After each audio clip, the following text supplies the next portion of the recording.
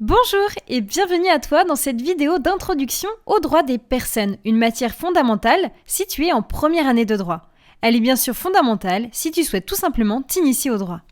Pour ce faire, nous verrons dans un premier temps ce qu'est la personnalité juridique, puis l'état des personnes, les personnes physiques, les personnes morales et enfin les personnes protégées. Sache que toutes ces notions seront vues en détail dans mes prochaines vidéos. Alors, reste bien attentif et c'est parti!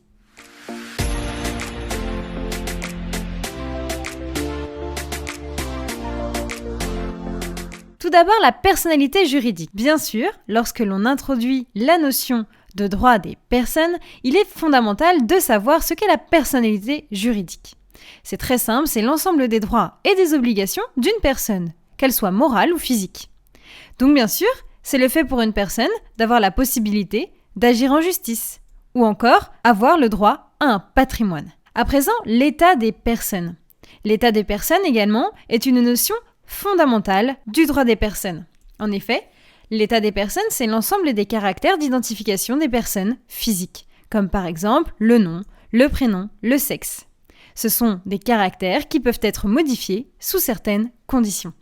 Ici, je te renvoie donc à ma vidéo sur l'état des personnes. À présent, les personnes physiques. Oui, il est important de distinguer les personnes physiques des personnes morales.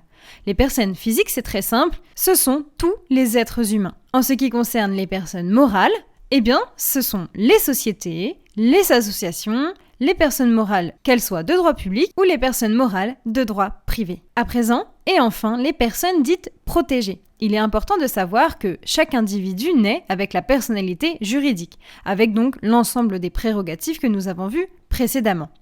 Toutefois, certaines personnes, par exemple dues à leur âge ou à leur état de santé mentale ou physique, ne peuvent pas bénéficier de toute la jouissance de leurs droits. C'est pourquoi on les appelle les personnes protégées, car elles seront assistées dans leur vie pour conclure des contrats ou bien alors agir en justice. Ces différentes mesures sont bien sûr ici pour protéger ces personnes et non pas les empêcher d'agir. Voilà, donc pour finir, il est important que tu te souviennes bien que c'est une matière qui est fondamentale située en première année de droit. Donc je te conseille de regarder ma petite playlist, il y aura une bonne dizaine de vidéos qui seront là pour te soutenir et t'aider pour ton semestre et surtout pour réussir ton semestre de première année. D'autre part, c'est une matière qui est donc fondamentale car elle va venir vraiment poser les bases du droit. Donc toute ma playlist traitera donc de toutes ces petites notions en détail. Je te remercie pour ton écoute. En tout cas, n'hésite pas à t'abonner à ma chaîne YouTube et à me rejoindre sur ma page Instagram, le droit en 5 minutes. Tu trouveras le lien dans ma description de ma vidéo. À bientôt!